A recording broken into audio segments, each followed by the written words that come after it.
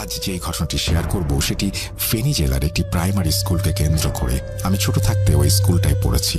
ওই স্কুলকে নিয়ে অনেক ধরনের ভৌতিক কথা শুনেছি। স্কুলটার পেছনে একটি পুরনো কবরস্থান আছে। অনেকের ধারণা এই কবরস্থানটির কারণে স্কুলটিতে জিনদের বসবাস। স্কুলটি 3 তলা বিশিষ্ট ও পাশে মেয়েদের জন্য হাই স্কুল আছে, ছেলেদের জন্য কোনো হাই স্কুল নেই। আমার বড় আপু ওই হাই স্কুলে পড়তেন।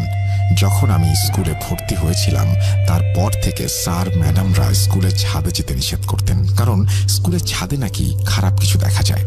কেউ ছাদে গেলে নাকি কোনো এক মহিলাকে দেখতে পায়, আবার কাউকে কাউকে নাকি ওপর থেকে নিচে ফেলে দেওয়া হয়। আবার কখনো কখনো স্যার ম্যাডামদের রূপ ধরেও নাকি কেউ হাজির হয়।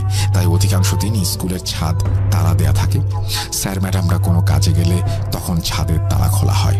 মাঝে মাঝে কাজের জন্য দরজা খোলা রাখা হতো। আমি যখন স্কুলের ব্যাপারে ভৌতিক কিছু জেনেছিলাম তখন থেকে আমার ইচ্ছা জেগেছিল আমি ভূত দেখব। তাই আমি মাঝে মাঝে সবার অজান্তে 3 তলার সিঁড়ি বেয়ে ছাদে চলে যেতে চাইতাম। 3.5 তলা পর্যন্ত গিয়ে কিছুটা ভয় লাগতো, তাই আবার নিচে চলে আসতাম। এভাবে কিছুদিন গিয়েছিলাম।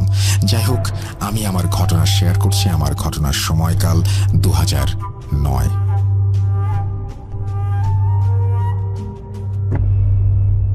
ঘটনা 1। আমি যখন ওই স্কুলে ভর্তি হলাম তখন আমার বড় আপু ছিলেন এসএসসি পরীক্ষার্থী। আপু পড়তেন গার্লস হাই স্কুলে আর আমি প্রাইমারি স্কুলে। আমি তখন ভর্তি হয়েছি, সালটা 2009।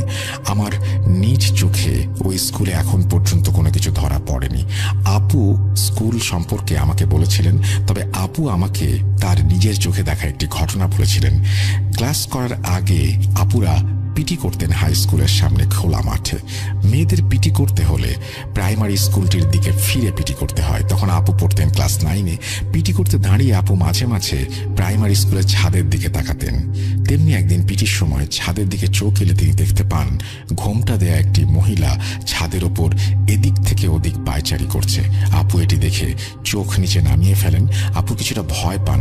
কিছুক্ষণ পর আবার তাকান, তখন দেখলেন মহিলাটি এবার নিচের দিকে তাকিয়ে আছে। তিনি বুঝে গেছেন এটা কি, তাই তিনি আর ওপরের দিকে তাকাননি। যখন পিটি শেষ হলো তখন ওপরের দিকে তাকিয়ে সেখানে দেখেন আর কেউ নেই। কিন্তু কথা হলো, আপু পরে জানতে পারেন ওই দিন স্কুলের ছাদের গেট খোলা ছিল না। তাহলে যে মহিলাটিকে তিনি দেখেছেন তিনি কে? পরে ঘটনাটি আপু ওনার ক্লাসমেটদের সাথে শেয়ার করেন। এরকম অনেক মেয়েই অনেক কিছু দেখেছে।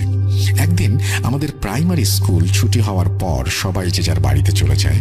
আমিও বাসায় চলে আসলাম। তবে মাঝে মাঝে স্কুল ছুটির পর স্কুলের নিচে অবশ্যই বন্ধুদের সাথে খেলতাম।